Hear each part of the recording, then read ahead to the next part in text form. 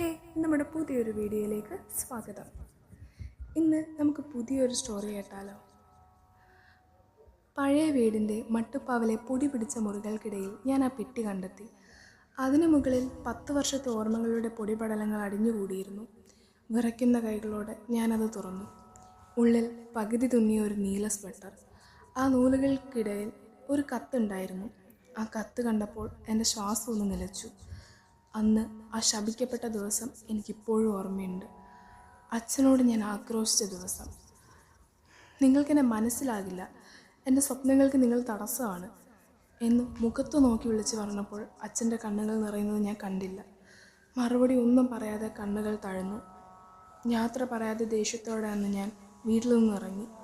പക്ഷേ 2 മണിക്കൂറിന് ശേഷം വന്ന ആ ഫോൺ കോൾ എല്ലാം തകർത്ത് കളഞ്ഞു.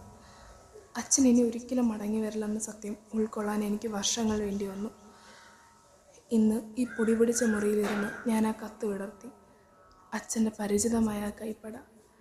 അതിലിങ്ങനെ എഴുതിയിരുന്നു: മോളെ, നീ വിചാരിക്കുന്നത് നിന്നെ തളച്ചിട്ടാണ് എനിക്കിഷ്ടം എന്നാണ്. പക്ഷെ അങ്ങനല്ല. നിനക്ക് ആ വലിയ നഗരത്തിൽ പോയി പഠിക്കാൻ വേണ്ട പണം ഞാൻ കരുതി വെച്ചിട്ടുണ്ട്.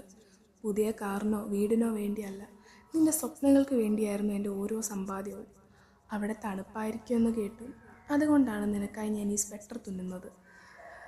നീ നക്ഷത്രങ്ങളെ തേടി പറക്കുക. അച്ഛൻ ഇവിടെ ഉമ്മറത്ത് നിനക്കായി കാത്തിരിക്കാം. ഞാൻ ആ നീല സ്വെറ്ററിലേക്ക് നോക്കി. അതിൻ്റെ ഇടത് കൈ പൂർത്തിയായിട്ടില്ല.